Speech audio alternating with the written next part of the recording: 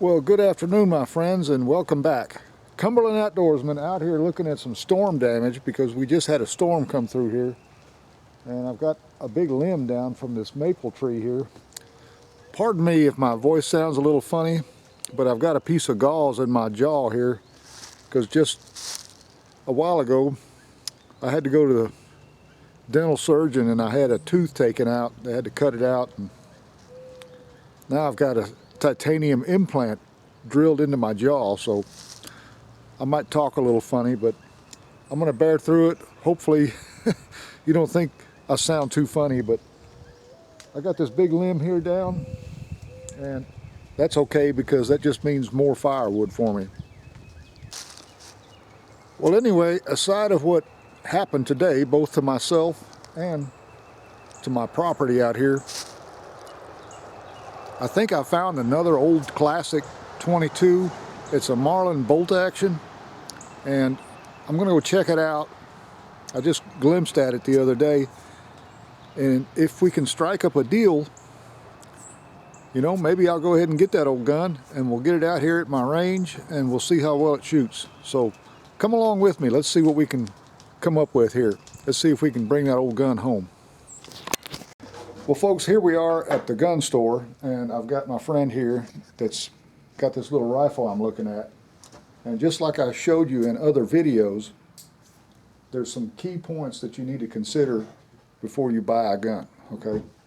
One thing is, ask the seller if you're allowed to maybe run a bore snake through it and get a bore light, because that's the most important thing, is the condition of the barrel, okay? So first of all, make sure it's unloaded, and let's see, the bolt comes out, I think, on this one. Correct. And pull back, it should fall on out. Yep. Pull it back on. Look at the condition of the bolt. This one here is in really good condition. Being that it's a bolt action, you have the luxury of doing that. The bolt face there where the cartridge meets, everything is in good condition on this one here. It needs a little bit of cleaning up, but I can handle that. Just about anyone that has some basic skills, you know, gunsmith skills, as far as knowing how to clean a gun, can handle this little job right here. What you want to look for is any kind of rust pitting or a lot of heavy buildup of grime or anything else, you know, that might have gotten into the action or into the bolt. And we'll take a look at the rifle here. First of all, I kind of want to check the overall condition. This one here has a walnut stained hardwood stock. I assume it's ash or maple, something like that. Yeah, probably maple. And overall, I mean, it's got a little bit of real light freckling of rust. Not too bad. The muzzle crown is in good shape, as you can see. That's a main point of interest that I look at whenever I'm buying a gun, because if the muzzle is all beat up and banged up, you know, maybe it got dropped on concrete, that's going to affect your accuracy right there. But this one here looks like it's in pretty good shape. And it's missing a magazine, but I've got an extra one, and you can order magazines for these rifles, especially if they're American made, like a Marlin, which this one here is the, I should know that, shouldn't I? Marlin model 925, right there on the barrel. And if it's okay with you, I'll go ahead and run this bore snake through there. Remember, if the seller doesn't want you to check out the gun, you know, if he doesn't allow you to put a bore snake through the barrel or whatever, then I would probably pass on that deal, because he might be hiding something. Right. It's a red flag. Yep, it's a red flag. So I'll run a bore snake through here. Make sure you have the right caliber bore snake for whatever gun that you're looking at.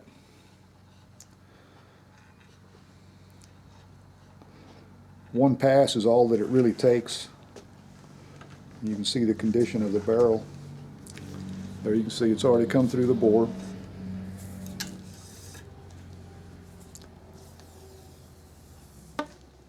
All right. Now we'll take the bore light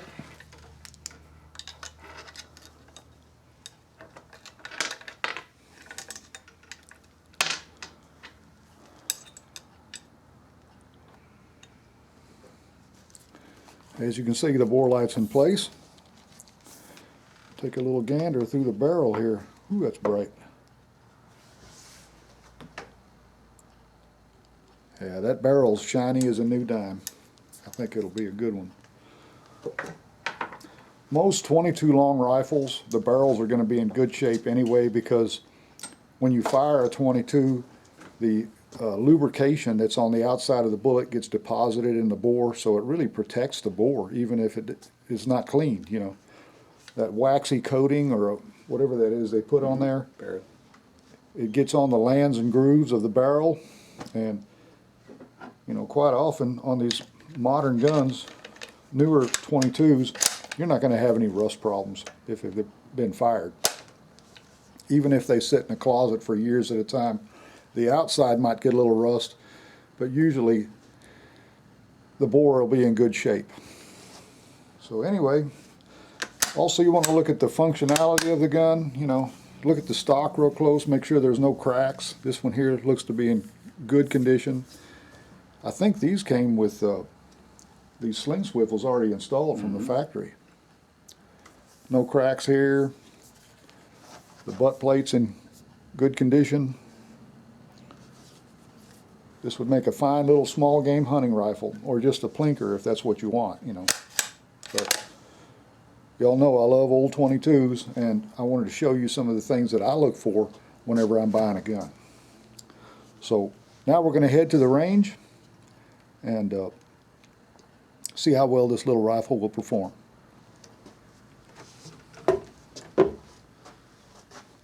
Thank you.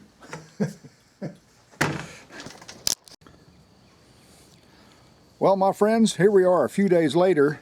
I was able to strike up a deal and bring this little rifle home. I wasn't really looking for this gun in particular, but I thought it would make a great example for the subject matter at hand, and that is, what should you look for if you're in the market for an old 22 or for a vintage 22? You know, something that may not be in production anymore. You don't necessarily want to go out and buy a brand new one because you don't want to spend that much money, and you can certainly save a lot by, you know, buying an older gun like this and still get a great deal with a good shooting rifle. And this one here is no exception, folks. I mentioned while I was in the store, this was a Marlin model 925. These guns are no longer being made, these old bolt action Marlins. I don't know if they'll ever bring them back now that Ruger owns Marlin, but there you can see on the roll stamping, it does have a micro groove rifled barrel, and it says that it shoots 22 long rifle only. I didn't know that until I really started looking at it. Haven't tried 22 shorts in it. It may not cycle them, I'm not really sure. But since most folks use 22 long rifle exclusively, then that's not really a, you know, an issue, so to speak, because the 22 long rifle is loaded in so many different configurations, you know, from quiet 22s to subsonics, different types of hollow points in subsonic, high velocity, and of course also hyper velocity 22s. But today I've been shooting some of this CCI standard velocity. This is what I normally test out guns with, and I was rather amazed at the accuracy of this old gun. I brought it home and really cleaned it up really well. It came from the factory with the grooves on the receiver to mount a scope, and that's what I did. I found an old Bushnell made in Japan, and I put some Burris scope mounts on here. I really like the Burris mounts. They just really look good on these old guns. And since it was already equipped from the factory to accommodate, you know, scope tip-off mounts, I wanted to see how accurate this little gun was, and I'll tell you what, that thing is a tack driver. And I just happened upon it, you know, it wasn't something I was looking for. I was shooting a little bit low here at 50 yards, so I moved the scope up, and I should have moved it over some, but that's 4 shots right there at 50 yards in the same hole. We'll shoot it some more before we lose all our light here. I think we've got some weather coming, but I still got some of that wood to clean up from that tree limb that fell down. But I thought I'd come out here this afternoon and shoot this little gun, get it sighted in, and just see how well it actually performs. Overall, like I said, the gun's in great condition, and I wanted to reiterate the points that I've made in previous videos. What should you look for, you know, if you're in the market for an old 22 or for a used 22? First of all, overall condition. As you can see, this gun overall is in great condition. Actually, it's not 100%, but it's almost there. It's got one little nick right here on the barrel. I don't know if you can see that or not. But other than that, it's almost flawless. The muzzle crown is in great condition. Just like I mentioned while we were in the store, you know, that's something you want to look at, is that muzzle crown. That's a good indicator of how the rest of the gun was treated. You know, if somebody has been banging the muzzle against the ground or something, or maybe on gravel or concrete or whatever, that muzzle's going to be beat up. You know, you want a nice clean muzzle crown, because that's the last place that the bullet is in contact with the gun before it exits, and that's a major factor on how well this gun will shoot accuracy wise. And that's what my main consideration usually is in performance, is how accurate is that old gun. And I'll tell you what, these older guns like this will rival a lot of these newer ones coming out. I mean, you've got to put a lot of money down to be able to shoot one ragged hole like that at 50 yards in any gun. I know I've shot plenty of them. I've got a collection of 22s, as most of you probably know, and there's not many that'll shoot quite that well. But these old Marlin bolt actions, I'm telling you, there's some real tack drivers out there if they've been taken care of. Just to go over some of the points that I mentioned, once again, when you're looking at the stock, make sure that the wood's not all gouged up, you know, no splits or cracks. Even though, you know, you can fix a lot of that stuff, as I have done in the past, and make it almost impossible to see, or, you know, at least make it solid enough where the gun can be used reliably. But, you know, if you want something that you don't really have to work on much, make sure that the stock is in good, solid condition. You know, if you don't want to go through the hassle of having to glue it back together and then sand it down, having to refinish it and everything, if the stock's in good condition and nice and solid, that's one of the steps you won't have to undertake. So, you know, take a good look at the stock. Me personally, I like a gun that has a wooden stock. I'm kind of a traditionalist. I like wood and steel. This is birch, I believe. Walnut stained birch. And the steel is in good shape. You know, there's no pitting. I took the action, the barreled action, out of the stock and looked underneath, and I mean, it's just flawless. There's no rust underneath. A lot of times in the barrel channel here, the barrel will build up rust. Make sure you can take a look at that. And also, you know, before you buy it, do like I did, run a bore snake through there and then look through the barrel. Look at the condition of that bore. I'm telling you, it'll pay you off. You know, before you lay down your hard-earned money, really look it over and make sure you're getting a good deal. I got this one for under $100, folks.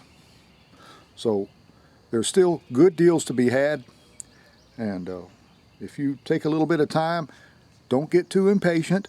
You know, patience will help you out. You know, be patient. I know a few years ago, I was looking for a Remington Model 582. I already had some 581s because that's my favorite 22 rifle anyway. I've always loved the Remington 580 series rifles. And I wanted one that came with a mahogany stock. I would take an earlier model, you know, with a walnut stock, but I really wanted that mahogany stock. And I found a few here and there, and some of them were in terrible shape. You know, the stocks were broken, some of them were pinned together and glued, and there was rust, even so bad that the barrel was pitted. I passed on those. I practiced patience, you know, and they wanted a lot of money for those things. And then I found one that was just, I mean, in immaculate condition, and I got it for like $200, you know. So I was really tickled with that deal, and I got the gun that I really wanted, something that I was after, and it's a great shooter, folks. It'll shoot just about like that Marlin there, and it's just something that I wanted, you know, because it was another model in that 580 series that I wanted for my collection, and because I practiced patience, I finally found the one that was meant for me. So let's do a little bit of shooting, and we'll see how well this little thing can perform at 50 yards. And then I'll close out the video. Okay guys, here we are the next day, because I was losing light yesterday evening. And I got this target set up down here. I'm going to shoot at the middle target. I'm not sure if I got this thing sighted in right or not, but we're going to take 5 shots at that center target. We're at 50 yards here.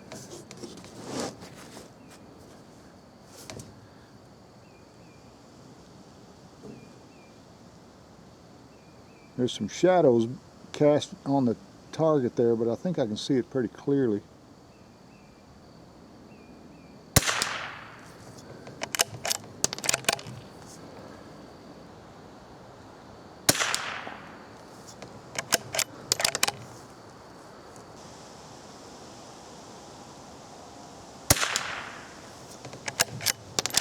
I think I'm in that target. Hard for me to see from here. A little bit windy this afternoon.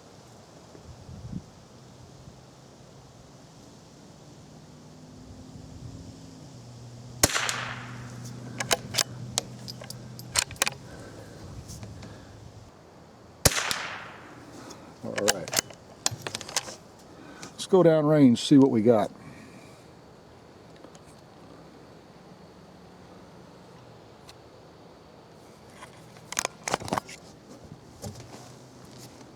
Okay,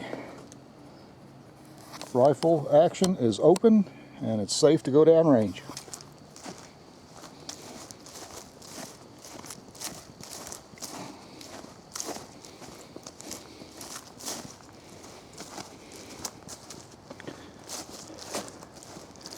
I need to get out here and mow this grass, and looks like it's that time of year again. Okay, that's 5 shots.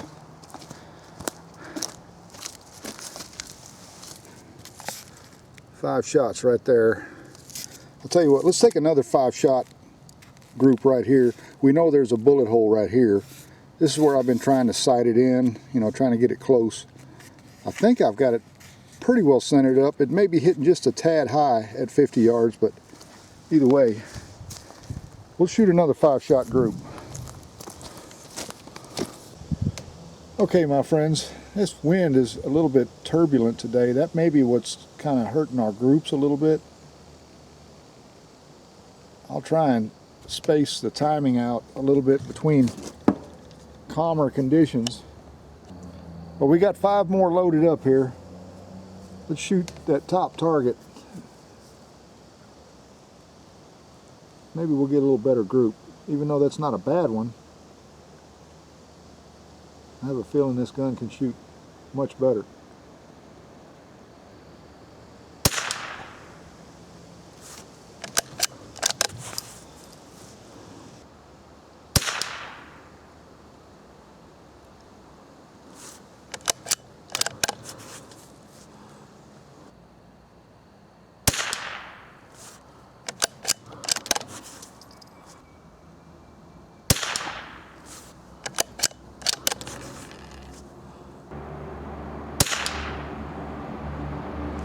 All right, that's 5 more. Let's go check that out.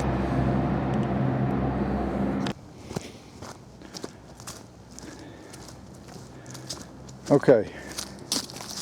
Yeah, I thought that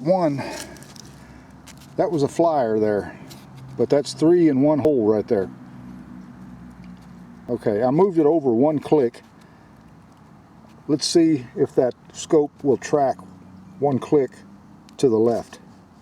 We'll shoot another 5. How about that? I'll tell you what, I'm going to put up another target down here, and we'll shoot another 5-shot group. That's actually 4 bullets through the same hole up there on that top target, and 1 dropped a little bit low there. That was, I'm not sure which shot that was, but I can't really see that from here, just through the scope. Bottom target.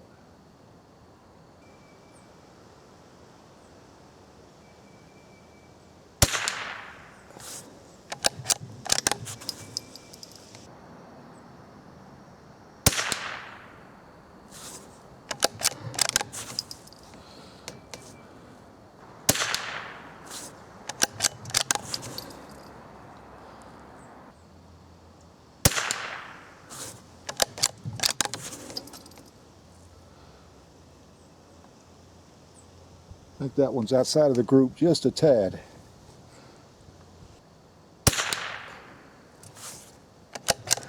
All right.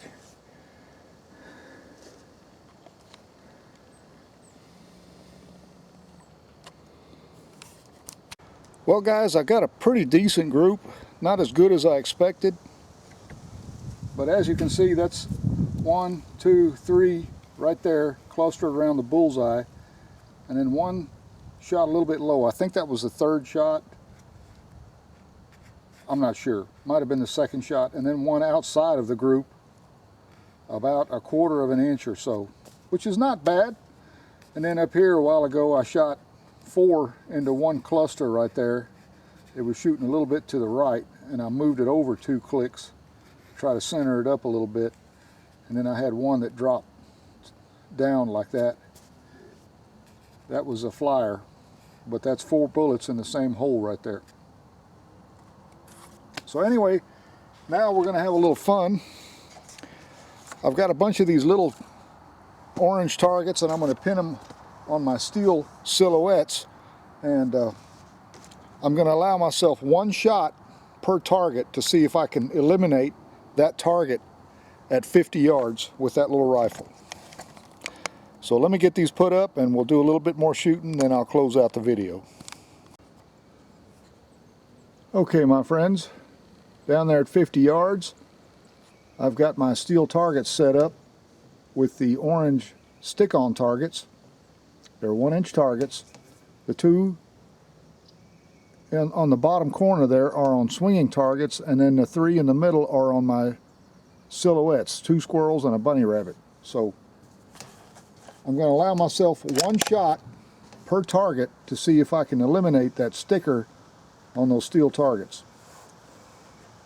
Let's start with that squirrel on the far right. Here we go.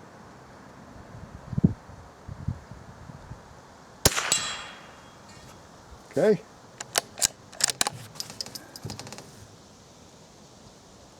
Now with the squirrel on the left.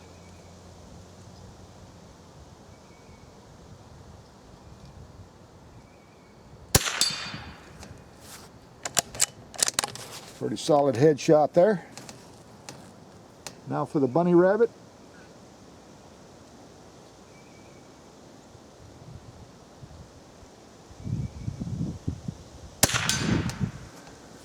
Perfect shot. Now for the swinging target on the far left.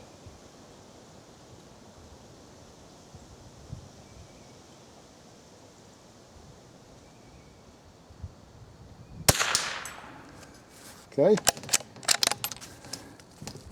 And for the last one.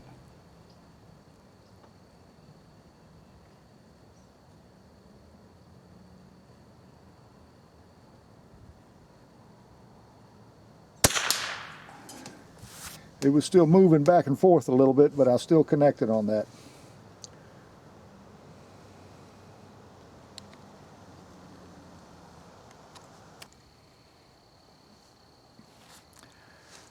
Well guys, it's time to close out this video, but before I go, let me go over some of the key points that I discussed in this video.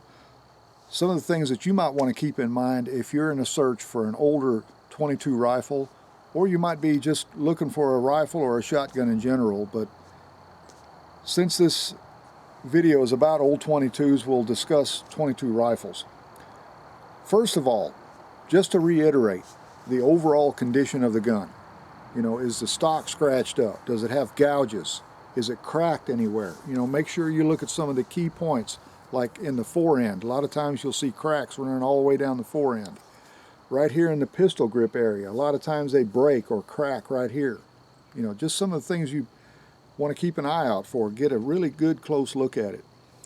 Also, has the gun been banged up? You know, is the butt plate in good condition? A lot of times you'll see cracks and breaks here in these butt plates where entire corners are missing because the gun's been dropped or set down real hard, you know, something banged up against it. Just, you know, look for these types of things because you're going to be spending your hard-earned money. Also, look at the metal. You know, is the bluing still in good condition? Is there any rust present? Maybe if there was rust at one time, is there any pitting, you know, where maybe the gun was re-blued and there's still some rust pitting from previous use? The action, is the action rusted? If you can, take the barreled action out of the stock and look under the barrel and under the action between the stock and the metal parts. A lot of times that's where rust will build up because the gun hasn't been taken care of properly. Make sure that the gun is working the way it should. This being a bolt action. Is the bolt locking up the way it should? You know, is the safety and the trigger mechanism working? Right now it's on fire. Put it on safe. Make sure that that gun is not firing when it's on safe. You know, all these little things that you wish you had looked at before after you lay down your hard-earned money. This one here did not have a magazine. The magazine was missing, but I had an extra one. But speaking of missing parts, make sure all the screws are there. You know, all the action screws. Everything is in place the way it should be. Another key thing that I look for, as I covered in the video, is the condition of the bore. So bring along a bore light and a bore snake. You know, if the seller will let you really check the gun out, they should allow you to run a bore snake through the barrel so that you can inspect that barrel. Make sure there's no rust or pitting. What condition is that rifling in? Is the chamber all beat up right here from where it's been dry fired? You know, think about these things. That's the reason I'm bringing this up. Another thing I like to do is bring along an empty .22 cartridge. And I'll feed that into the chamber if I can. Close it. Check, make sure the safety's working. Now flip the safety off and fire it. Now look at that rim. Make sure you get a good impression on that primer. That's what you're looking for, you know. Of course, you don't want to put a live round in there. Make sure it's an empty shell. How well is it extracting? You know, is it pulling that shell out and throwing it? Or is it getting stuck in the action after you fire it and try to cycle it? And no matter what type of action you're looking for, whether it's a bolt action, a semi-automatic, a pump, a lever action, you know, whatever it might be, make sure that that action's working the way it should be. There shouldn't be any sloppiness, and it should extract that empty shell, you know, the way you expect it to, and the way it was designed to actually work. And speaking of the gun being the way it was designed, on a personal level, I don't like to buy anything that's been altered. Maybe a barrel's been cut down, shortened or whatever, or maybe there was an aftermarket stock put on. Just things like that just do not appeal to me. I want that gun to be in original condition, you know, with the original stock and everything the way it was from the factory. Now I added a scope because that's the way the gun was designed. It came with a grooved receiver so that I could add a scope. The scope is easily removable by these two screws if you want to shoot open sights. The reason I put a scope on here is to realize the full potential in accuracy of this gun. So, you know, that's the reason I put it on here. Now, the addition of a scope on any rifle, whether it be a .22 or a centerfire, is a viable choice. You know, it's one of those options that is reversible. If you don't like the scope on there, you can always take it off. But for me personally, it makes me a better shot, and it does most other people. You can hit smaller targets farther away. You've got a much clearer sight picture. It's magnified, and there's also a factor of safety because you can see what's beyond the target much more clearly than you can with open sights. You know, that's something to consider. Now, if you're in the market for an old .22, maybe it's something that you had when you were a kid that somehow got lost, or maybe it was sold off and you want to get that gun back, that particular model. Or maybe it's something that you saw me feature in one of my videos, you know, something that really appealed to you, and now you'd like to have one for yourself. My best advice to you is be patient. You know, be patient in your search. Get out and look for it. They're still out there. You know, they made more than one of them. But be diligent and be practical. You know, really check that gun out, and if you run across someone that doesn't want to really, you know, let you take the time and checking that gun out, maybe they don't want you test firing it or whatever, then pass on it. They may be hiding something. There's plenty more out there. Ask questions, you know, who had the gun before they did? Were they the original owner? How well did they take care of it, you know, if they were the original owner? Where did they buy the gun? Who had it? You also might want to check that serial number because you don't want to buy a stolen gun, you know. Write that serial number down or take a picture of it with your phone and do a serial number check. You know, something you might want to consider. I always go through an FFL dealer whenever I buy a gun because I don't want a stolen gun. I want one where everything is in order. You know, I don't need any trouble. So that's a few things that you might want to consider. But like I said, you know, just be patient and be diligent in your search, and sooner or later, you'll run across the one that's right for you. So with that being said, let me go ahead and close out the video and tell you thank you for coming along. I hope you enjoyed the video, and also I hope you picked up some good pointers to kind of guide you in the right direction in your search. And you know, like I said, if you do all the right things and be careful in your search, you'll run across what's right for you. So remember, if you like to go hunting, fishing, camping, shooting, hiking, no matter what your outdoor pursuit happens to be, I hope you enjoy it as much as I do. But also remember this, hit that like button, smash that bell icon, and subscribe. That way you'll know when more videos like this one will be coming your way. So till next time, this is a Cumberland Outdoorsman wishing you well. Y'all take good care of yourselves. Get out there and enjoy the great outdoors. I'll be seeing you.